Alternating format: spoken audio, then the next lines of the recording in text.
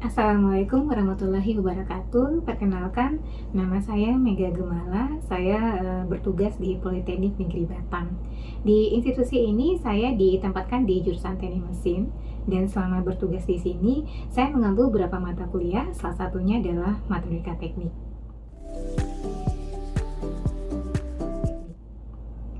Matematika Teknik merupakan salah satu mata kuliah wajib dasar yang bertujuan untuk memberikan konsep dasar perhitungan kepada mahasiswa agar mahasiswa terbekali dengan kemampuan analitikal secara matematis.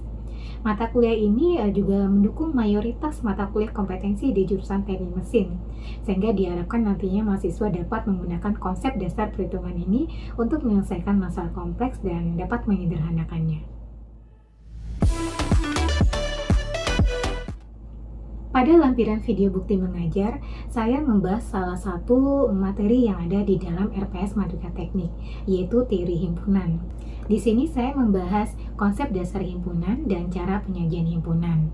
Diharapkan setelah melalui proses pembelajaran ini, mahasiswa dapat memahami konsep dasar himpunan dan dapat mengerti cara penyajian himpunan. Pada kampus Politeknik Negeri Batam mewajibkan proses pelajaran secara online untuk semua mata kuliah teori, salah satunya adalah Matematika Teknik. Oleh karena itu, saya perlu membuat strategi tertentu agar kemampuan yang didapatkan oleh mahasiswa tidak jauh berbeda dengan pembelajaran luring. Dalam penyampaian materi teori himpunan, saya menggunakan media Zoom dan didukung dengan alat bantu seperti pen tablet yang digunakan untuk membuat rumus ataupun dalam melakukan perhitungan. Pada materi himpunan ini, saya terlebih dahulu menjelaskan kepada mahasiswa terkait dengan konsep-konsep dasar himpunan. Setelah itu saya akan memberikan latihan atau pertanyaan kepada mahasiswa yang dijawab mahasiswa secara real time. Jawaban real time dari mahasiswa ini dapat saya jadikan ukuran tingkat pemahaman mahasiswa terhadap materi yang saya sampaikan.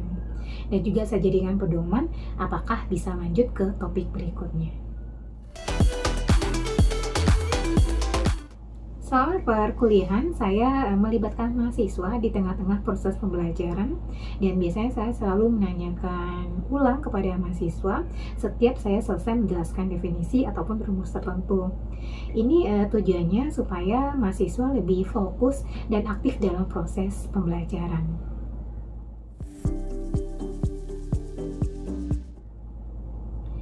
Evaluasi akhir pada materi teori himpunan ini adalah saya memberikan tugas individu kepada mahasiswa, dan hasil tugas mahasiswa akan dinilai dalam rentang 0 hingga 100. Mahasiswa dikatakan paham jika nilai mahasiswa berada dalam rentang 75 hingga 100. Tugas individu ini merupakan salah satu elemen penilaian akhir untuk mata kuliah Matematika Teknik ini, di samping nilai kuis, UTS, dan UAS.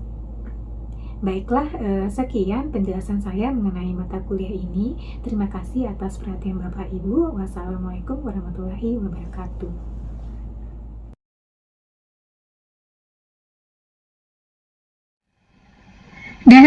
Ibu izin share screen ya.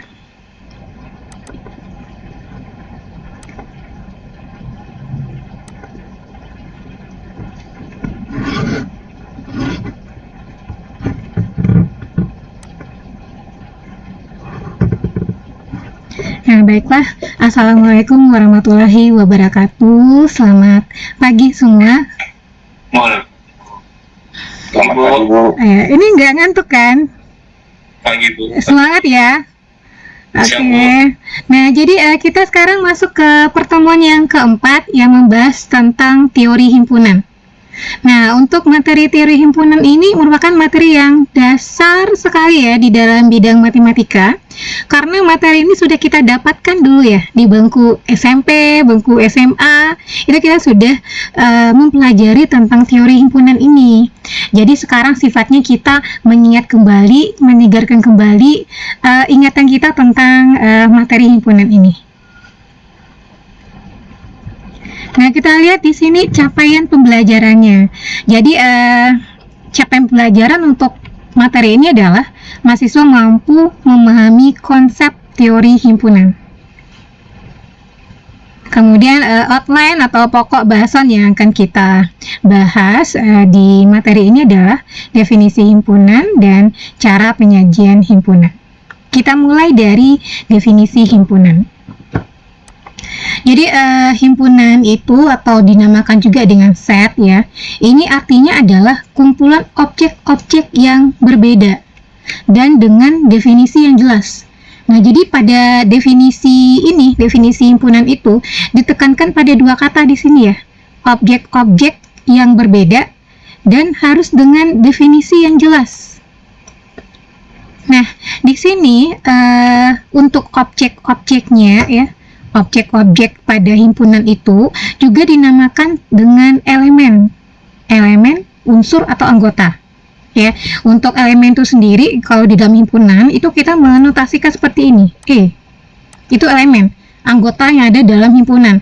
Kalau misalkan si A bukan anggota dari suatu himpunan, berarti nanti notasi seperti ini. Ya, oke, maaf. Seperti ini ya. Kemudian garis miring. Itu berarti bukan anggota dari suatu himpunan. Nah, coba kita lihat contoh dari himpunan di sini ya. Kayak di sini. A terdiri dari angka bilangan 1, 2, 3, 4, 5, 6. Nah, di sini contoh yang A ini dikatakan sebagai himpunan. Pertama, kita lihat ciri-cirinya ya. Di sini tadi pengertian himpunan adalah kumpulan objek-objek yang berbeda. Nah, pada yang kelompok A ini, himpunan A ini, objeknya berbeda semua ya. Ada bilangan 1, 2, 3, 4, 5, 6. Dan jelas di situ bilangannya, yaitu bilangan asli ya, yang kurang dari 7 ya.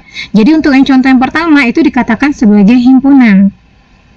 Dan kemudian kita juga bisa melihat sifat dari himpunan itu ya. Yang pertama itu, suatu himpunan itu biasanya dinotasikan dengan huruf kapital A besar, kemudian diawali dengan kurung kurawal ya, buka kurung kurawal, kemudian diakhiri dengan kurung kurawal yang ditutup.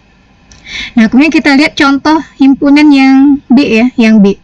Yang B ini ya, ini terdiri dari 1, 2, 2, 3, 4, 4, 4, 5, 6. Ini Anda semua bisa nggak membedakan yang A dan B ini?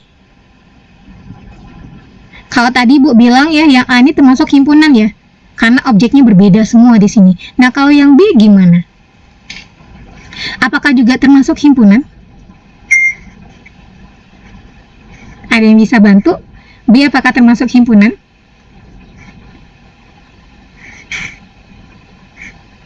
Bukan ya? Kenapa? Karena ada objek yang sama di sini. Mana objek yang sama di sini? 1. Oh, 2. Iya, 2. 2, 3. Ada objek yang berulang di sini ya.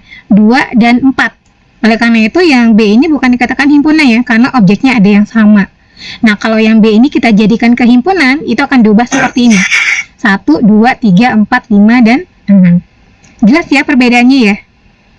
Nah, kemudian di dalam suatu himpunan itu ya, urutan elemen atau anggota di dalamnya itu tidak penting. Jadi kita tidak harus berurutan membuatnya. Angka 1 sampai 6 gak harus berurutan. Itu boleh acak kita bikin di situ. Boleh 2, 4, 6, 5, 1 seperti itu. Atau contoh seperti ini, A, B, C, D. Itu bisa dibuat juga seperti D, B, A, C. Nah, seperti itu ya. Jadi nggak harus berurutan elemennya. Nah, kemudian kalau Ibu kasih contoh lagi ya, masalah himpunan ini ya. Misalkan ya, Ibu kasih A terdiri dari kumpulan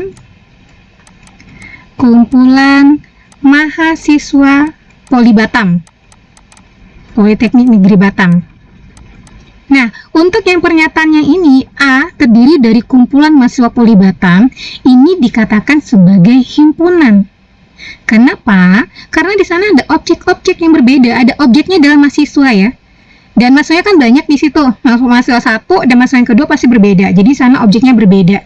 Dan jelas di situ ya. Pokoknya semua mahasiswa Poli Batam masuk ke kelompok A. Nah, itu maksudnya himpunan itu. Nah, akan berbeda jika Ibu kasih contoh seperti ini. B sama dengan kumpulan mahasiswa cerdas. Nah, di situ ada kata sifat cerdas ya. Nah, ini tidak bisa dikatakan himpunan. Kenapa? Karena definisi cerdas ini tidak jelas di situ. Ya, cerdas itu mungkin pemikiran kita akan berbeda ya. Fatur mungkin cerdasnya itu cerdas dalam hal apa? Cerdasnya sebagaimana? Sampai di mana gitu ya. Jadi kalau kita mau bikin kata sifat dalam suatu himpunan, kita harus kasih batasannya. Contoh, B adalah kumpulan mahasiswa cerdas dalam bidang fisika. Nah, itu baru disebut sebagai himpunan ya. Tapi kalau hanya cerdas saja, cantik saja, itu tidak bisa. Karena kata-kata sifat itu relatif ya. Setiap orang akan berbeda pemahamannya. Nah, jadi untuk perbedaan himpunan itu bisa dipahami sampai di sini? Semuanya? Oke? Bisa. Oke, kita lanjut ke. Nah, kita lihat ada contoh soal di sini untuk lebih memahami ya mana himpunan, mana yang bukan. Jadi di sini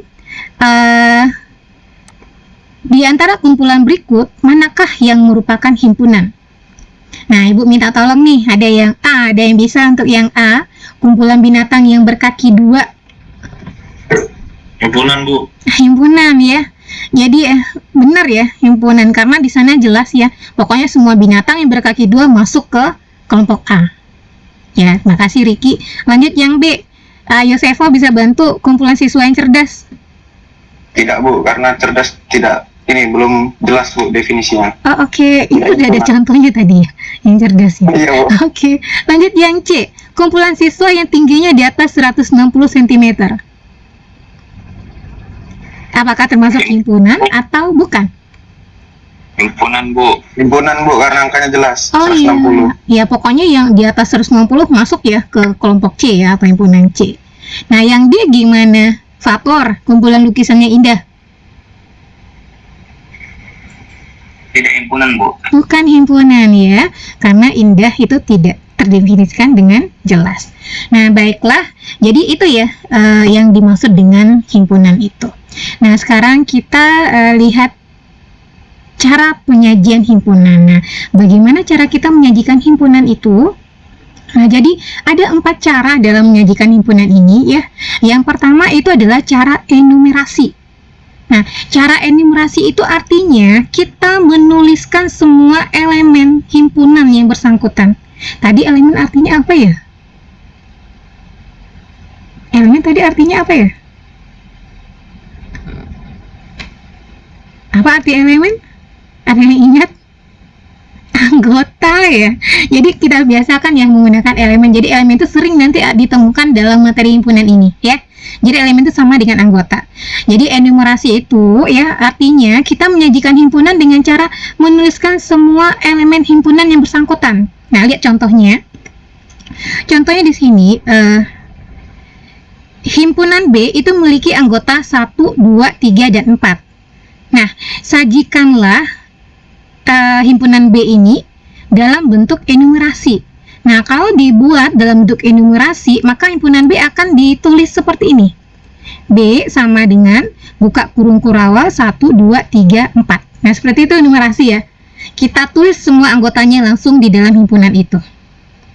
Contoh yang kedua untuk enumerasi. Himpunan 4 bilangan asli pertama. Ubah ke dalam bentuk enumerasi. Nah, jadi akan ditulis seperti ini. A sama dengan 1, 2, 3, dan 4. Nah, jadi langsung kita sebutkan di situ elemennya apa aja ya, anggotanya siapa saja. Nah, itu untuk enumerasi ya. Kemudian kita lihat yang keanggotaan. Cara penyajian himpunan kedua itu keanggotaan. Nah, keanggotaan ini ya kita menyajikannya dengan menuliskan sifat-sifat keanggotaannya. Contoh, A adalah bilangan asli yang kurang dari 4.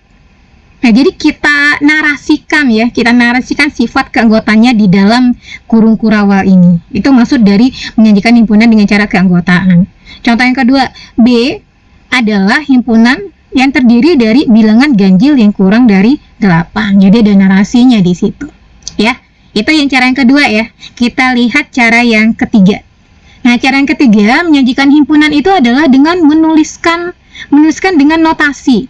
Nah, untuk notasi ini ya, kita menggunakan seperti ini ya, rumusnya.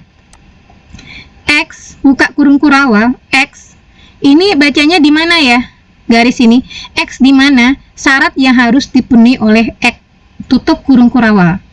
Nah, supaya lebih paham dalam pemakaian notasi ini, kita lihat contohnya ini ya. Contohnya ini, A adalah himpunan bilangan bulat positif kecil dari 5.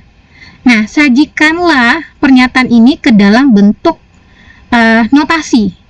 Nah, jika pernyataan yang A ini kita sajikan ke dalam bentuk notasi ya, itu akan menjadi seperti ini. Ini. Ya, tadi katanya sini A adalah himpunan bilangan bulat positif kecil dari 5. Nah, jadi kita bikin seperti ini. A sama dengan buka kurung kurawal X, di mana X ada tinggal satu ya, di sini ada elemen atau anggota ya. X di mana X, jadi sini elemen, gue bikin di sini ya, X di mana X elemen dari P, koma bacanya dan X kurang dari 5. Nah, jadi yang pernyataan yang A adalah himpunan bilangan bulat positif kecil dari 5, jika kita sajikan ke dalam bentuk notasi akan menjadi seperti ini. X di mana X elemen P. Kenapa X elemen P? X ini adalah anggota dari P. P ini adalah simbolnya. Simbol untuk apa? Simbol untuk bilangan bulat positif. Jadi nanti dalam himpunan ada beberapa simbol baku yang bisa kita gunakan ya. Jadi bilangan bulat positif kita misalkan kita inisialkan dengan P. Jadi X di mana X anggota dari P dan syaratnya apa? X-nya harus kecil dari 5 seperti itu. Ya. Untuk lebih memahami, coba kita lihat contoh berikut. Nah, ini adalah ada 2 soal ya, cara menyajikan himpunan. Nah, coba kita lihat yang pertama dulu. Yang pertama sudah ada ini dengan cara keanggotaan. Itu A adalah himpunan bilangan kuadrat kurang dari 40. Nah, di sini diminta dikonversi cara keanggotaannya ke dalam bentuk enumerasi dan notasi pembentuk himpunan. Cek kita cari yang pertama dulu dengan cara enumerasi. Gimana cara kita mengubah yang keanggotaan ini menjadi enumerasi? Ada yang bisa bantu? Enumerasi tadi dengan cara apa ya?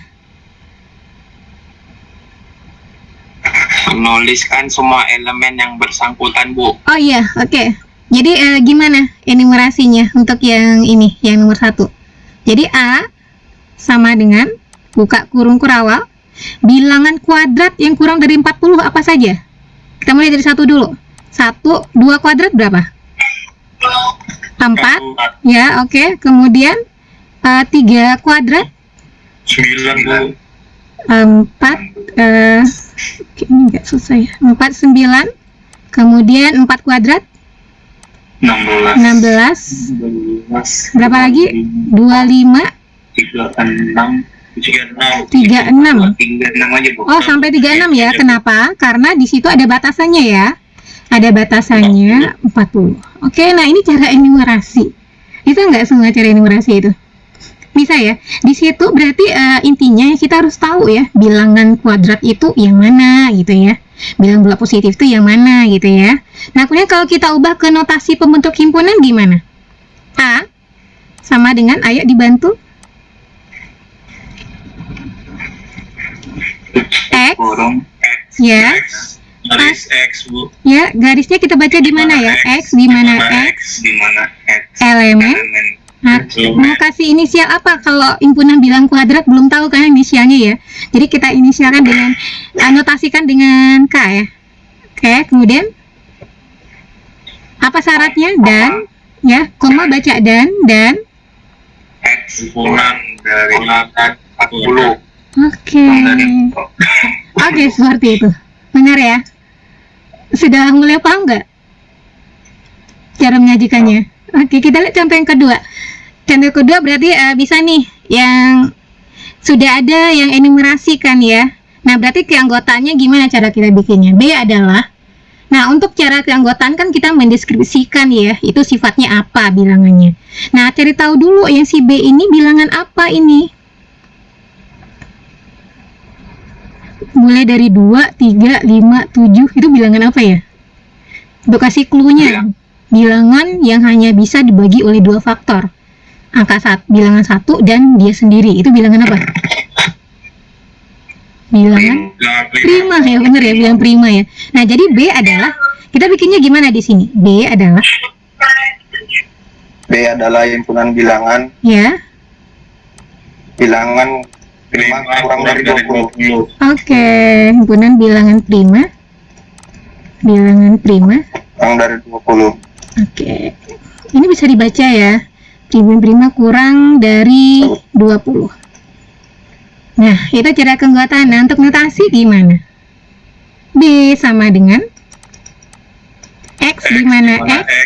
B sama dengan X. Ya. Elemen. Bilangan prima kita notasikan dengan P. Ya. Dan Kurang dari 20. X dan ya, kurang dari 20. Nah, oke.